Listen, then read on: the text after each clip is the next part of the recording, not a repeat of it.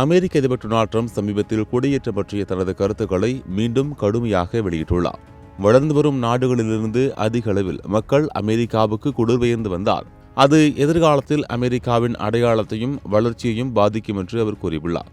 தனது சமூக வலைதளமான ட்ரூத் சோஷியலில் பதிவிட்ட அவர், 3ஆம் உலக நாடுகளிலிருந்து அதிகமாக மக்களை கொண்டு வந்தால் அந்த நாடும் மெதுவாக 3ஆம் உலக நாடாக மாறிவிடும் என்று தெரிவித்தார். மேலும் தனது பழைய அரசியல் முழக்கமான அமெரிக்காவை மீண்டும் மகத்தானதாக மாற்றுவோம் என்ற கருத்தையும் மீண்டும் வலியுறுத்தியுள்ளார். இதற்கிடையில் H-1B விசா தொடர்பாக அவரது நிர்வாகம் எடுத்த ஒரு முடிவுக்கு நீதிமன்றம் தடை விதித்தது. வெளிநாட்டு திறமையான பணியாளர்களுக்கு வழங்கப்படும் H-1B விசாவுக்கு $1,00,000 கட்டணம் விதிக்க முயன்ற திட்டத்தை அது சட்டப்படி செல்லாது என்று நீதிமன்றம் ரத்து செய்தது.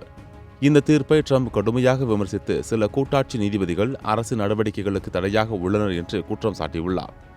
இந்த தீர்ப்பு வேலைவாய்ப்பு அடிப்படையிலான குடியேற்ற விதிகளை கடுமையாக்கும் அவரது திட்டத்திற்கு ஒரு பின்னடைவாக பார்க்கப்படுகிறது.